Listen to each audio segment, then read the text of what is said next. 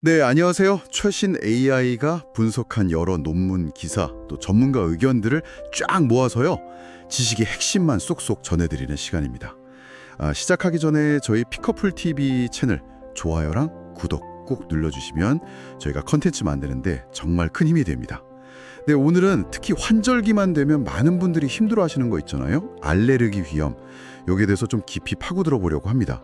특히 그 성장기 자녀 두신 부모님들 그리고 또 건강관리에 부쩍 신경 쓰는 우리 20, 30대 여성분들께는 정말 실용적인 정보가 될 것 같아요. 단순하게 코 막히고 콧물 나는 거 이걸 넘어서서요. 좀 더 근본적인 관리 그리고 체질 개선 여기에 초점을 맞춰볼까 합니다. 저희가 AI로 분석한 자료들 보면서 원인부터 실질적인 관리법까지 한번 짚어보죠. 네, 그 알레르기 비염이라는 건요, 어떤 특정 원인 물질, 이걸 우리가 알레르겐이라고 부르는데, 여기에 우리 몸의 면역 시스템이 좀 과하게 반응하는 거예요.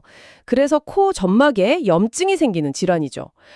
그래서 막 재채기 나고, 맑은 콧물 흐르고, 코 막히고, 가렵고, 이런 증상들이 나타나는 거고요. 그렇군요.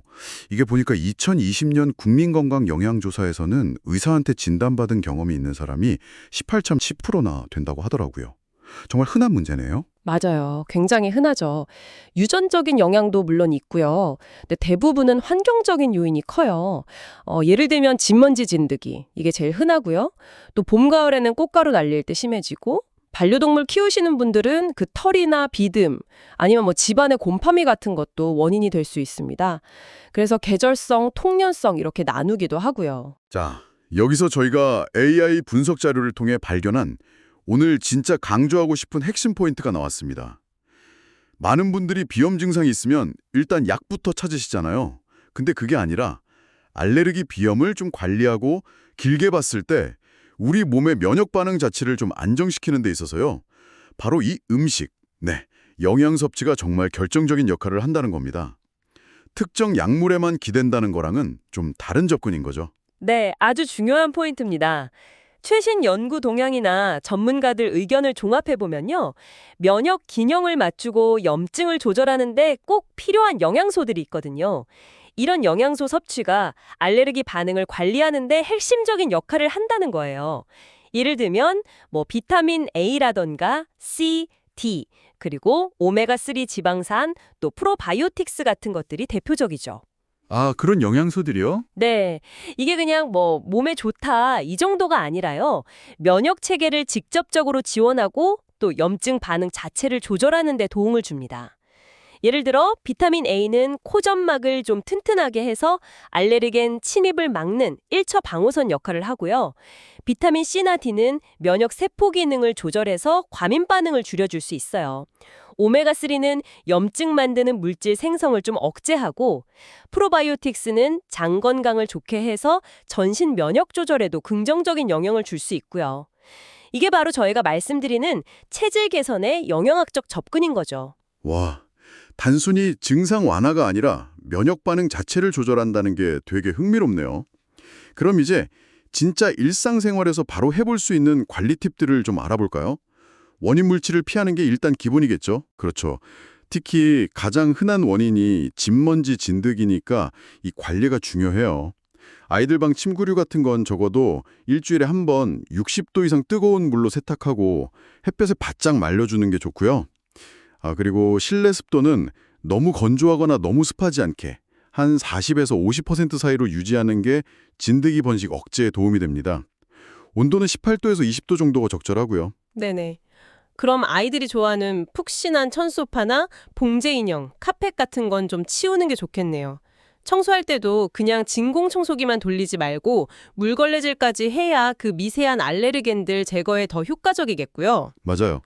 또 꽃가루 많이 날리는 계절에는 나갈 때 마스크 꼭 쓰고 미세먼지 심한 날은 가급적 외출 삼가하고 외출하고 돌아오면 식염수로 코 한번 헹궈주는 것도 습관들이면 좋겠네요. 네, 고세척이 생각보다 도움이 많이 됩니다. 그리고 혹시 반려동물이 원인으로 밝혀졌다면 사실 가장 효과적인 건 키우지 않는 것이긴 합니다만 이건 좀 어려운 문제죠. 그렇죠. 그건 참 결정하기 어려운 부분이죠. 네, 증상이 좀 심해서 일상생활이 불편할 때는 당연히 약물 치료도 고려해야 합니다. 요즘 많이 쓰는 2세대 항히스타민제는 예전 약들보다 졸음 부작용이 훨씬 적고요. 코에 직접 뿌리는 비강내 스테로이드제는 코막힘을 포함해서 여러 비염 증상에 효과가 좋고 비교적 장기간 사용해도 안전한 편으로 알려져 있습니다. 아, 그렇군요. 약도 종류가 다양하네요. 네.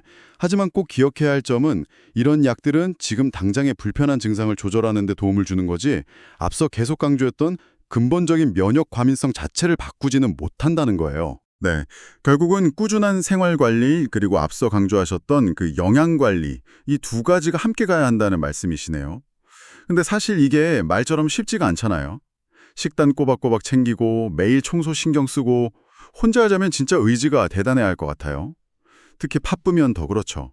맞습니다. 정말 꾸준히 하기가 어렵죠. 정보는 많아도 실천이 문제거든요. 그래서 저희 웰니스 코치님들과 함께 건강한 공동체 문화 속에서 같이 해나가는 게 정말 중요합니다.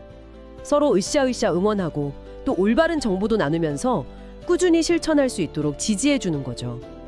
혼자서는 금방 지칠 수 있는 목표도 함께하면 훨씬 지속하기 쉽고 동기부여도 잘 되거든요. 아, 함께 하는 거요? 네, 올바른 식습관을 만들고 생활 환경 개선하는 걸 좀 더 체계적으로 관리하는 데 실질적인 도움을 받을 수 있습니다. 네, 오늘 알레르기 비염에 대해서 정말 쭉 깊게 살펴봤는데요. 듣다 보니까 이런 생각이 드네요. 어쩌면 우리가 매일 그냥 습관처럼 먹는 그 음식을 통해서 우리 몸의 면역 환경을 조금씩 꾸준히 바꿔나가는 것, 이것이야말로 길게 봤을 때 알레르기로부터 좀 더 자유로워질 수 있는 가장 근본적인 방법이 아닐까 하고요. 한 번쯤 생각해 보시면 좋겠습니다.